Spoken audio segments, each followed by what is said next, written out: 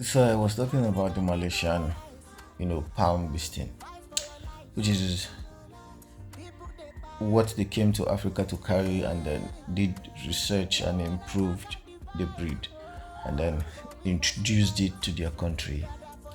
And today they reckon multi billions, you know, dollars into their country as a result of the export of palm oil. You see, before the oil boom of 1970, before the oil boom of 1970, Nigeria was the powerhouse for most agricultural commodities.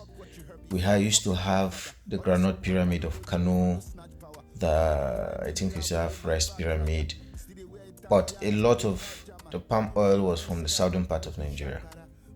That was what Michael Okbara used to actually build and improve the whole eastern Nigeria. When I say eastern Nigeria, it consists of Cross River, Akwa Ibom, everything in the south, except from the western side, everything in the south. It was what was used to do everything. That was why you see people like Michael Okpara are still, regarded as, very strong as figure in the south. So now imagine if we had maintained that consistency. Do you know the level that we've become?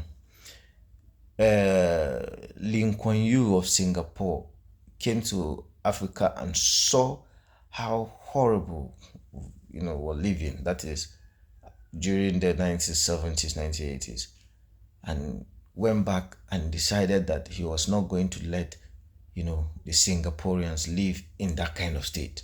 So he improved his country. There's so much we can do. First, we have to revert to agriculture. Peter Obi has been saying it. The stuff we're going to wreck, the amount of money we're going to bring in from agriculture is going to be like 50 times what we've seen in the oil sector. And my opinion is that the reason why nobody is interested in going into agriculture, in putting that much money in agriculture, is because it's going to be difficult to loot. When you invest that amount of money, it is the farmers who become multi-millionaires at the end of the day. So even if we produce and sell to the government for it to, produce finished product and export, or decide to export it as raw material, it is still individuals who are going to be rich. And that is what a broken system does not want. Because that would in turn give the people the power. So those people would now, that would make us understand the value of our commodities. I would use maybe, let's say, cassava, for example. If the value of cassava was at the peak at which it is right now, we would be able to detect the international rate.